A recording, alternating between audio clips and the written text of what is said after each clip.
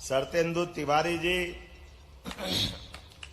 इस अवसर पर अभी अभी आपकी बेटी और सांसद, कितना अच्छा लग रहा था आपकी भाषा से, भाषा निकलती जा रही है, ऐसा लग रहा है मोती झर रहा है, मोती, आनंद आया है। नर्मदा माँ की बूंदे एकदम अपनी अपनी धारा बनाती, ऐसी सुंदर धारा बन रही। हमने अपनी बहन को सुनते देखा तो मन आनंद से भर गया।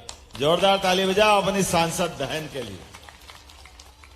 इस अवसर पर हमारे बहुत वरिष्ठ नेता, पूर्व मंत्री और काम के लिए कर्मठता के कारण जाने जाने वाले बिसाहू लाल जी साहब, जोरदार तालियां बिसाहू लाल जी के लिए। माननीय रामदास पुरी जी, जोरदार ताली बजाओ रामदास पुरी जी के लिए। इस अवसर पर मंत्री, मेरे साथ मंत्रिमंडल में श्रीमान दिलीप जायसवाल जी, जोरदार अभिनंदन दिलीप जी का भी। सुदामा सिंह जी, माननीय सुदामा सिंह जी, जोरदार अभिनंदन करो, जोरदार संचालन कर रहे हैं। नवल नायक जी, श्रीमान नवल नायक, बहुत अभिनंदन। माननीय राजेंद्र पांडे जी, आप ताली बजाते रहो, मैं नाम लेता हूं, नाम तो बहुत सारे हैं। राजेंद्र पांडे जी, मिथिलेश पयासी जी, श्रीमती रूपमती सिंह जी, बाबूलाल जी, प्रकाश जगवानी जी, पार्वती राठौड़ जी, पूरा मंच और अमिता बिजपुरिया जी, हमारी अपनी विद्यार्थी परिषद की साथी, जोरदार ताली बजाएं अपने आप के लिए, पूरे भरे पूरे मंच के लिए। नाम तो बहुत सारे हैं। हीरा सिंह, कहां हीरा सिंह भाई, हीरे जैसा हमारा, जोरदार ताली बजाओ। कोई बात मत करो, चिंता जी मत करो हीरा भाई, हमारी निगाह में तो आप ही विधायक हो यहाँ के, आप ही हमारे प्रतिनिधि हो। हीरा सिंह श्याम जी, वाह क्या जोरदार, आपके यहां भी सिस्टम अच्छा बनाते हैं। भगवान राम और भगवान कृष्ण को एक बार एक साथ दिखाना हो मंच के ऊपर, तो हमारे अपने शहडोल में आपने बहुत अच्छे से दिखा दिया है। दोनों में 17 लाख साल का अंतर है। भगवान राम को पृथ्वी पे अवतरित हुए 17 लाख साल हुए और भगवान कृष्ण को 5000 साल पहले, और इस मंच पे एक साथ दोनों को प्रकट करके राम जी का तो तीर धनुष हाथ में दे दिया और कृष्ण भगवान मेरे पीछे लगा दिए। जोरदार ताली बजाओ अपने इस आनंद के लिए। ये राम और कृष्ण की संस्कृति, मां नर्मदा का प्रांगण, बोलो नर्मदे महारानी की। कितना आनंद आता है जिस नर्मदा जी के कारण से, क्या मध्य प्रदेश, क्या गुजरात, जीवंत नदी के नाते से जीते जी सबका जीवन धन्य करने वाली मां नर्मदा, और मां नर्मदा का भाग्य कहूं या आपका सौभाग्य कहूं, आपके आंगन से खेलती कूदती हुई क्या धारा चलती है आगे जाकर के। अगर आप जाके देखो सरदार सरोवर से उधर, तो विशाल समुद्र के रूप में आप ही नहीं पहचान पाओगे ये मां नर्मदा है कि विशाल सागर है। इतना आनंद बरसता वहां। लेकिन जो भूखा है, जो प्यासा है, पूरा क्षेत्र, ये केवल भाजपा के बलबूते पे हुआ है। मां नर्मदा तो हजारों साल से बहती थी, लेकिन सुदूर राजस्थान के अंदर तक, इधर आपके रीवा, कहां सोनभद्र का इलाका, लेकिन बरगी बांध से मां नर्मदा रीवा में भी हमारी सोन नदी से मिलने के लिए बढ़ रही है। जोरदार तालियां बजाओ। ये केवल भाजपा की सरकार में हो सकता था। हमारे क्षेत्र के किसानों का जीवन अच्छा होने के लिए, सबका भला करने के लिए, उसमें क्या परेशानी, ये होना चाहिए कि नहीं होना चाहिए। मां नर्मदा का पानी तो बह ही रहा है, लेकिन बहते बहते प्यासे को पानी मिल जाए, प्यासे खेतों को पानी मिल जाए, तो सीमा पे जवान और खेत में किसान, ये सबके जीवन को बचाने का काम करते हैं। वो सीमा के जवान देश की आन बान शान के लिए अपनी ड्यूटी अदा करते हैं, और भूख से बचाने का काम हमारे किसान करते हैं। इसलिए आपको प्रणाम करता हूं, आपको नमस्कार करता हूं। और जिनके कारण से हम यहां इकट्ठा हुए, ये चुनाव सामान्य चुनाव नहीं है, लेकिन यशस्वी प्रधानमंत्री के नेतृत्व में जिस प्रकार का समय चला है, शहडोल में मुझे कुछ आंकड़े दिए हैं। शहडोल के अंदर 550 किलोमीटर की 850 करोड़ की सड़कें बन रही है। अगर किसी ने बनाई है तो भारतीय जनता पार्टी की सरकार ने बनाई है। इस बात का हमें गर्व है। उमरिया से चिल्लारी, मसूर पानी से स्टेट हाईवे निकला तो कितना आनंद आया है। शहडोल पूरा बदल रहा है। अनूपपुर वाले तितरी पौड़ी से देखल मार्ग, संजय नगर से मोहरी मार्ग, चटुआ धनपुरी मार्ग। 8 साल तक सरकार चलाने के बाद भी आदिवासी भाई बहन को उनके गांव के अंदर पक्का मकान देने की हिम्मत नहीं हुई। पक्का मकान देने की, अगर पक्का मकान देने का निर्णय किसी ने किया है तो हमारे नरेंद्र मोदी जी के शासनकाल में हुआ है। ये गांव गांव मोहल्ले मोहल्ले जाकर देख सकते, क्या शहर क्या गांव, हर जगह ये काम कर सकते थे। लेकिन ये खाली बोलने के लिए बोलते, उससे ज्यादा कुछ नहीं बोलते। हम आदिवासी भाई बहनों से ही पूछना चाहते, आपकी जिंदगी के अंदर पक्के मकान, गांव तक सड़कें, बिजली, सिंचाई की परियोजनाएं, ये किसने दी है? ये केवल भाजपा की सरकार ने दी। मेरे पुराने मुख्यमंत्री श्रीमान शिवराज सिंह चौहान ने दी है। जोरदार ताली बजाओ शिवराज सिंह जी चौहान के लिए। हमारे जीवन में भाजपा का एक ही काम है, हर आदमी के लिए जीवन में सेवा करना। जीवन में व्यक्ति के लिए, खास करके अपने वनांचल, आदिवासी अंचल और ऐसे पवित्र क्षेत्र में रहने वाले लोग जो अपने गांव से बाहर नहीं निकल पाते, लेकिन गांव में भी उनके जीवन में उनकी जिंदगी अच्छी नहीं होना चाहिए क्या? कितना अच्छा लगा, मैंने भगवान राम को आपसे जोड़ा। मुझे इस बात की प्रसन्नता है, मैं अपने विंध्य के इलाके में हूं और इस विंध्य के इलाके में भगवान राम ने अगर अयोध्या छोड़ी तो 11 साल तक अपनाने वाला कोई क्षेत्र था तो यही हमारा अपना क्षेत्र था। इसलिए आपका भगवान राम से विशेष संबंध है। बोला जाए जय श्री राम।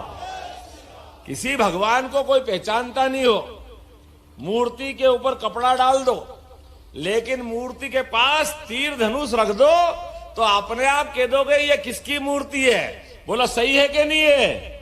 तीर धनुष से जिसकी पहचान बन गई, हमारा एक तीर धनुष किसी आदिवासी के हाथ में आ जाए तो पहचान जाता कि आदिवासी भाई बहन है। ऐसे भगवान के पास तीर धनुष रख दो तो अपने आप मालूम पड़ जाए कि राम जी वाले लोग हैं।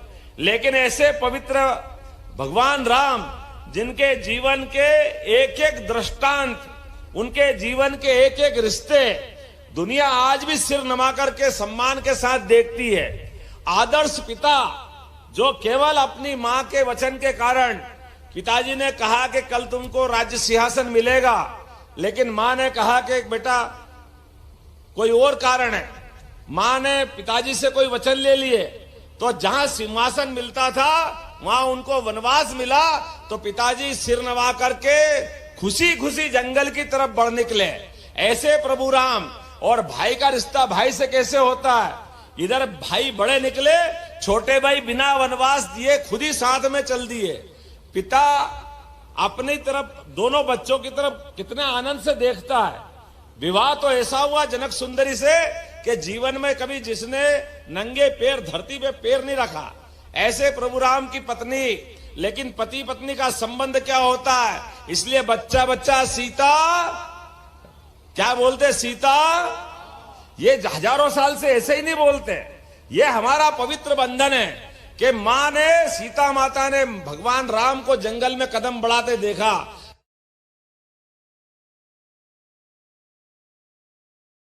तो सब सुख वैभव सब छोड़ करके अपने आप को पति के पीछे पीछे चल दी। ये हमारी संस्कृति है।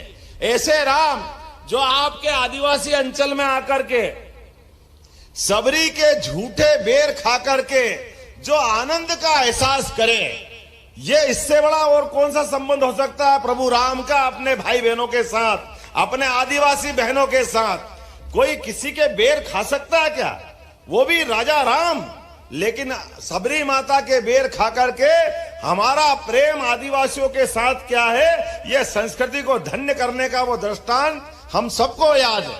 और एक नहीं दो नहीं, कितनी बार आपने भी प्रेम दिया तो वो प्रेम दिया कि राजा राम रावण से भी लड़ने गए तो अयोध्या से सेना नहीं बुलाई, आपके अपने भरोसे से, आपके प्यार के भरोसे से वो महाअहंकारी रावण, जिसकी लंका भी सोने की थी, लेकिन उसको परास्त करने में हमारे आदिवासी भाई बहनों ने जो सम्मान दिया, जोरदार ताली बजाओ। आज भी वो इतिहास जीवंत है, हमें गर्व और गौरव देता है। लेकिन ऐसे प्रभु राम जिसको पूरा देश मानता है, देश से बाहर दुनिया में कोई देश में चले जाए हमारा देशवासी, केवल कहां से आए हो, भारत का अगर नाम नहीं बताता है, वो कहता है जय श्री राम। भगवान राम रोम रोम में समा गए। पूरे समाज के अंदर कोई अनजान आदमी मिले, राम राम कर लो तो लगता है नमस्कार हो गया, और आनंद में डूब जाओ तो जय श्री राम बोल दो, ध्यान में आ जाता है। हम तो राम के लिए इतने डूबे कि अगर सोने के लिए भी जाओ तो कहते आराम, राम के साथ जा रहा है। हमारा भगवान राम से कितना गहरा संबंध बना। और तो और शमशान घाट छोड़ने भी जाओ तो क्या बोलते हैं, राम नाम सत्य है। हमारे राम से वो संबंध जुड़ते हैं। लेकिन ऐसे पवित्र राम के मामले में कांग्रेस की बात याद दिलाऊंगा, क्योंकि ये चुनाव का समय है। अपने गली में, नाली में, सड़क में, बिजली में छोटे छोटे काम के लिए आपने पिछली बार वोट दे करके जो माननीय मोदी जी ने एक नारा दिया, और मोदी जी को हमने नारा दिया एमपी के मन मोदी, और मोदी के मन में एमपी। और क्या सरकार बनाई आपने। कांग्रेस वाले चारों खोने चित्त होगा, जोरदार ताली बजाओ पिछली बार की सरकार के लिए। ये जो आपने आशीर्वाद दिया और भाजपा की सरकार बनी, आपके वोट से हमारी सरकार बनी। दिलीप जायसवाल से लेकर के कई मित्रगण उस मंत्रिमंडल में शामिल हुए। हमने भी निर्णय किया, अभी राम जी के बारे में जितनी बातें हमने कही है, भगवान राम को हम भूलने वाले नहीं है। कांग्रेस अड़ंगे लगाती रही, कितने अड़ंगे लगाए, लेकिन इनको मर्जी आए जो करे। हमने कहा कि भगवान राम और भगवान कृष्ण जहां जहां मध्य प्रदेश में इनने चरण धरे, जहां जहां लीलाएं हुई है, प्रत्येक स्थान को तीर्थ के रूप में विकसित करेंगे, उसको तीर्थ धाम बनाएंगे। ये हमारी सरकार का फैसला है। सरकार ने गौरव से हमको मौका दिया, हम अपने आराध्य को कैसे भूल सकते हैं। हम सिर नमा करके प्रणाम भी करेंगे और दुनिया को हमारे भगवान और राम कृष्ण से परिचित कराएंगे। हम सब जानते हैं, लेकिन उल्टा कांग्रेस के लोग अयोध्या में भी भगवान राम, जहां सरयू के किनारे, दुनिया के लोग जानते हैं, लेकिन कांग्रेस के लोगों ने अड़ंगे लगाए। पहले कोर्ट कचहरी में अड़ंगे लगाए, भगवान राम के बारे में प्रश्न पूछने लगे, कौन से राम, कहां के राम। अगर राम को गायब कर दोगे तो सबरी माता का किस्सा कहां से आएगा। कितना बड़ा उदाहरण है। लेकिन दुर्भाग्य के साथ कहना पड़ रहा है कि ऐसे महापुरुष जो देवी देवता के नाते पूजे जाते हैं, ऐसे भगवान राम को भी नकारने का काम कांग्रेस ने किया। चलो कोई बात नहीं, कोर्ट कचहरी में वकालत करके, अलग अलग प्रकार के अड़ंगे लगा करके रोज परेशानी खड़ी करी, लेकिन जब सुप्रीम कोर्ट ने फैसला दे दिया फिर तो मानना चाहिए। हाई कोर्ट के बाद सुप्रीम कोर्ट, उससे बड़ी कोर्ट कोई भारत में है नहीं। उसने भी निश्चित कर दिया कि हाँ, भगवान राम का मंदिर वही बनना चाहिए, वही सरयू का किनारा है, वही अयोध्या धाम है, वही हमारे अपने राम का आराध्य, उनकी अपनी मन की नगरी, जिसके लिए उन्होंने कहा है कि मैं स्वर्ग से सुंदर नगरी की कामना करता हूं, तो अयोध्या धाम है। बोले जय जय श्री राम। लेकिन ऐसी अयोध्या में भगवान राम के मामले में भी पहले कोर्ट कचहरी में अड़ंगे लगाए, और फिर जनता के सहयोग से मिला करके मंदिर बनाने का मौका आया। 22 जनवरी, चलो शिलान्यास में भी, और 22 जनवरी के दिन जब प्रधानमंत्री स्वयं उपस्थित हुए, मंदिर बनाने वालों ने सारे पाप माफ कर दिए कि पुराने पाप माफ करो, आप भी आओ भगवान के मंदिर में, हम भी आए। क्या कांग्रेस, क्या बीजेपी, बल्कि बाकी धर्मों को भी बुलाया। मुझे इस बात की प्रसन्नता है कि मुस्लिम धर्म के लोग भी आए, पूरा देश आनंद में झूम उठा। लेकिन नहीं आए तो एकमात्र नहीं आने वालों का नाम है कांग्रेस पार्टी वाले।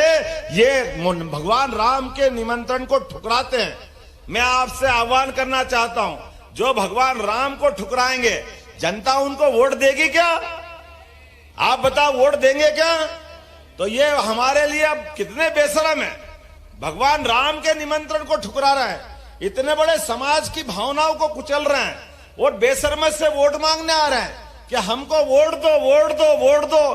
भैया तुम हमारे अपने भगवान का अपमान करोगे और हमसे वोट की कामना करोगे, दोनों बात नहीं चलेगी।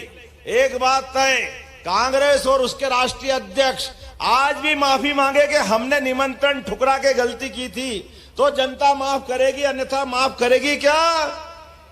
आप बताओ, अपने देवी देवता का अपमान करो और आप हमारे सामने वोट लेने आओगे, ये नहीं चल सकता। ये तो 56 इंच के सीने वाले का ही निर्णय है। भगवान राम, जोरदार ताली बजाओ, भगवान कृष्ण। और आप अयोध्या तो छोड़ो, अरब में जाकर अबू धाबी में भी मंदिर का लोकार्पण अगर किसी ने करवाया तो नरेंद्र मोदी की सरकार ने कराया। यह उदाहरण हमारे सबके सामने, और एक नहीं दो नहीं, कितने प्रकार के उदाहरण। आज समय कम पड़ जाएगा, आपके इस क्षेत्र के अंदर ही आने वाले समय में चित्रकूट में हमने प्राधिकरण बनाने का प्रयास किया है कि मंदाकिनी के किनारे चित्रकूट के घाट पे भई संतन की भीड़, तुलसीदास चंदन घिसे तिलक देत रघुवीर, ये जो उदात्त भावना का पूरा पवित्र क्षेत्र है, ऐसे क्षेत्र के अंदर नर्मदा का भी पवित्र तटों से मिलाते हुए नर्मदा परिक्रमा बनाने का काम भी हमारी सरकार के द्वारा किया जाएगा। आने जाने के मार्ग बनेंगे, जगह जगह अन्य क्षेत्र खुलेंगे, जगह जगह नर्मदा परिक्रमा वासियों के लिए सारी सुविधा बनेगी। सरकार हमारी, मां नर्मदा की हमारी भक्ति। और आप तो हल्दी उगाने वाले भी हो, कौन कौन उगाता हल्दी? कोदो कुटकी, कोदो कुटकी। आजकल तो ज्वार, मेरे जो आंकड़े देखे तो ज्वार मक्का सब बढ़ गई है यहाँ पुराने से। पहले 4000 हेक्टेयर में होती थी, आजकल 8000 हेक्टेयर में हो रही। तो आप चिंता मत करो, ये मोटे अनाज को जिसको नाम कितना सुंदर दिया, एक बार फिर जोरदार ताली बजा नरेंद्र मोदी जी के लिए। कितनी सरल बात थी। हमारी कोई भी पूजा पाठ, अगर रोली, कंकु, हल्दी, अबीर, गुलाल, ये तो सब रख दो, लेकिन अगर उसमें धान नहीं रखो तो पूजा पूरी नहीं होती। ये गेहूं हमारा नहीं है, गेहूं बाहर से आया हुआ है, इसलिए सिर पे तिलक भी लगाते हैं तो धान के 4 दाने चिपका करके ऐसा लगता है भगवान मिल गए, ये आनंद हमारे यहां बरसता है, ये धान से ऐसा प्रेम। लेकिन इस धान को नीचा दिखाते हुए केवल गेहूं को माथे लगाते लगाते हमारी ज्वार, मक्का, धान, सारे मोटे अनाज को लज्जित करने का काम किसने किया था? तो कांग्रेस की सरकार ने किया। हमारे प्रधानमंत्री नरेंद्र मोदी जी ने कितना सुंदर नाम दिया। ये जितने मोटे अनाज है इनको नाम दिया श्री अन्न, कोदो कुटकी से लगा के सारे अनाज का। और पूरे दुनिया में अरे कोदो की खीर तो क्या मिलती है, मजा आ जाता, क्या पूरा पूरा कटोरा खा जाओ फिर भी पेट नहीं भराता, इतना आनंद आता है। कोदो कुटकी, हमारा ज्वार, बाजरा, मक्का, ताली वाली बजा के तो बताओ कितना आपको मुंह में टेस्ट आ रहा है। लेकिन ऐसे अच्छे अन्न को इनने पता ही नहीं चला। हमारी सरकार आई, सबसे पहले हमने निर्णय किया कि कोदो कुटकी में 1000 रुपया कुंटल की वृद्धि करके हमने 3000 के बजाय 4000 रुपये कुंटल का भाव आपको देने का प्रयास किया। यह हमारी सरकार ने किया और आने वाले समय में अभी कम नहीं है, और आगे बढ़ाते जाएंगे, लगातार ये क्रम चलेगा। लेकिन अभी ये चुनाव माननीय मोदी जी का है और मोदी जी के नेतृत्व में लगातार विकास के काम एक के बाद हम कराते जा रहे हैं। आप अंदाज लगा लो, पहली अगर हमारी सरकार बनी तो रानी दुर्गावती के नाम पर हमारी गोंडवाना समाज की महारानी, वीरांगना, जिसने मुगलों के आगे अपने घुटने नहीं टेके, अपनी बहादुरी की उत्कृष्ट मिसाल कायम की, रानी अवंतीबाई लोधी अंग्रेजों के सामने नहीं झुकी। हमारे लिए गौरव की बात है, हमारी माताओं बहनों का सम्मान हम करते हैं। इसलिए लाडली लक्ष्मी योजना में भी अगर पैसा देने की हिम्मत किसी की है तो एकमात्र हमारी भारतीय जनता पार्टी की सरकार की हिम्मत है। अब कांग्रेस के लोग जब से योजना आई तब से ही कहते बंद कर देंगे, बंद कर देंगे, बंद कर देंगे। क्यों भैया, क्यों बंद कर देंगे? तुम्हारी छाती पे सांप क्यों लौट रहा है? हमारी बहन बेटी को पैसा दे रहे हैं, हम नहीं देंगे क्या? अरे तुम्हारी पार्टी बंद कर देंगे लेकिन पैसे बंद नहीं करेंगे, चिंता मत करना। जब तक सांस है तब तक पैसे देते रहेंगे, और अभी तो कम है और आगे बढ़ाते रहेंगे। अभी हमारे अपने बीच में ऐसे कई मौके आएंगे। अभी तो हमने गेहूं के मामले में, आपको ध्यान में है, हमने 5 साल की सरकार का संकल्प पत्र दिया कि 5 साल के लिए हमने 2700 में गेहूं करेंगे। लेकिन चिंता मत करो, 5 साल की सरकार अभी 3 महीने की हुई। अब कांग्रेसी के भैया 2700 नहीं करे, 2700 नहीं करे, ये नहीं बोल रहे कि हार क्यों गए, हार क्यों गए, ये नहीं पूछ रहे। उनको पेट में दुख रहा, 2700 नहीं करे। अरे क्यों नहीं करे, करेंगे। 5 साल के लिए हमने हमारी सरकार बनाई। अभी हमने 2275 का केंद्र का और 125 हमारा, दोनों मिला के 2400 हो गए। ये लगभग 150 केंद्र सरकार ने बढ़ाए, 125 हमने बढ़ाए। अगली बार 2400 में वापस इतने पैसे बढ़ाएंगे तो 2750 तो अगले साल हो जाएंगे। लेकिन रुकेंगे नहीं, लगातार बढ़ते जाएंगे, बढ़ते जाएंगे। ये 3000 तक का गेहूं पहुंचाएंगे, ये 3000 तक का गेहूं पहुंचाएंगे। ये हमारी सरकार ने निर्णय किया। तुम्हारे बस की बात नहीं है, जो कहते हैं वो करके दिखाते हैं। और धान का मामले में टाइम नहीं मिला, धान होता ना अपने यहाँ पे, तो धान भी खरीद में बनाने का पूरा मौका नहीं मिला था। आने वाले समय में बजट बनेगा इसी जुलाई में, तो जिन जिन का धान बिका है उन सबको भी बोनस की राशि दी जाएगी, किसी को नहीं छोड़ा जाएगा। सबके लिए ये लाइन सुनने वाली है। मैं ऐसी बहुत सारी बात बता सकता हूं, लेकिन आज समय की कमी है। यहां पर आप में से दूध वाले लोग भी बहुत है। बोलो गोपाल कृष्ण भगवान की। हमारे तो गोपाल के बिना कृष्ण की कामना करना मुश्किल है। जो गाय पाले वो सब गोपाल है। कृष्ण भगवान के भी कितने सारे रूप है। कोई एक रूप है, दादा जी के साथ खड़े हो जाए तो राधा कृष्ण, द्वारकाधीश के रूप में हो जाए तो भगवान का रूप अलग, और गाय माता पीछे खड़ी हो जाए तो गोपाल कृष्ण, और गाय माता दिख जाए तो अपने आप समझ में आया कि ये गोपाल कृष्ण वाले ही है। तो आप सब गोपाल कृष्ण के अवतारी रूप हो गए नहीं हो। तो हमने निर्णय किया है कि आने वाले समय में, जैसे अभी हम अपने अन्न खरीदने के लिए गेहूं, धान, इन सबके लिए बोनस देते हैं, आने वाले समय में दूध उत्पादन आप करोगे, दूध खरीदने के लिए भी सरकार बोनस देगी। प्रत्येक व्यक्ति के लिए सरकार ने योजना बनाई। हमारे किसानों की आमदनी क्यों नहीं बढ़ना चाहिए, हमारे गांव वालों की आमदनी क्यों नहीं बढ़ना चाहिए। जब उनकी आमदनी बढ़ेगी अपने आप सब कुछ हो जाएगा। हमने निर्णय किया, यहाँ युवा शक्ति भी बैठी है, बैठे ना युवाओं भी। साहब अपने यहाँ शहडोल विश्वविद्यालय में पहले अनूपपुर कहां जाता था, कितने किलोमीटर रीवा, 250 किलोमीटर। हमारी सरकार ने निर्णय किया 250 किलोमीटर हमारे बच्चे नहीं जाएंगे।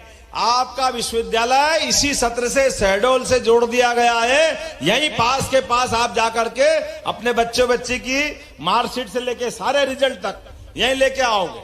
और आने वाले समय में कृषि महाविद्यालय, हार्टिकल्चर, अलग अलग युवाओं के लिए अलग अलग कोर्स, जिन कोर्स के माध्यम से आपकी जिंदगी अच्छी हो सकती है, वो सारे कोर्स भी खोलने का काम अनूपपुर के अंदर करने वाले हैं। हमारी सरकार ने निर्णय किया है। तो क्या किसान, क्या महिला, क्या युवा, सभी क्षेत्रों के लिए लगातार काम करने के लिए, जैसे आपने प्रदेश की सरकार बनवाई, आप सबसे निवेदन करना चाहता हूं, यशस्वी प्रधानमंत्री के नेतृत्व में फिर एक बार तो एक बार फिर हमको मोदी सरकार बनाने के लिए आपसे आह्वान करता हूं। 2 बार सरकार बनाई, 10 साल में पूरे देश की, दुनिया में निगाह बदल गई। लेकिन अब भारत को दुनिया का नेतृत्व करने के लिए आगे बढ़ाना है। ऐसे में नरेंद्र मोदी प्रधानमंत्री को फिर एक बार मौका देने की जरूरत है। तो हम और आप, ये फैली हुई सारी कीचड़ की गंदगी, इस गंदगी में हमको कमल खिलाना है। कैसे खिलाओगे, जरा हाथ घुमा के बताओ, कैसे खिलाओगे कमल अपने? यहां से वहां तक सबके हाथ में कमल आना चाहिए। मुझे दिखाई दे रहा पीछे तक, आपके बीच प्रेम से आया हूं दोपहर में, लेकिन आया हूं तो दिल में ये मन में लेके जाऊं कि यहाँ इतना कमल खिलेगा, इतना कमल खिलेगा कि लगेगा कि मशीन से फटके कमल का फूल बाहर आ जाएगा। जोरदार ताली बजाओ। आने वाले चुनाव में 19 तारीख के दिन हम और आप मिलेंगे, पूरी ताकत के साथ नरेंद्र मोदी जी के लिए फिर एक बार वोट देंगे, और भारत को दिव्य भव्य दुनिया की निगाह में बनाने के लिए, हमारे अपने देश को आगे बढ़ाने के लिए हम सब तैयार हैं। जोर से बोलो, तैयार है। तो अपने स्थान पे खड़े हो जाओ, बांध लो हाथ की मुट्ठी और संकल्प कर लो, एक एक वोट जब तक भाजपा के पक्ष में नहीं डल जाए, माता बहनें भी खड़ी हो जाए अपने स्थान पर और मुट्ठी बांध ले कि अपने देश के अंदर माननीय मोदी जी ने कहा है कि हमारा परिवार 142 करोड़ लोगों का है।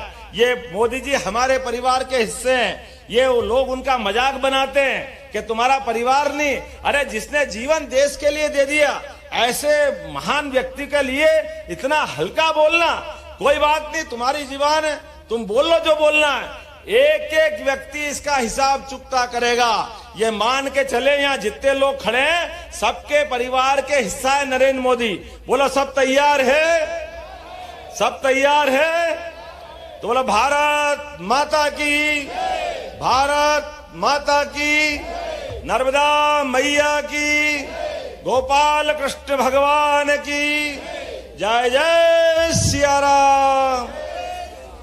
बहुत बहुत धन्यवाद।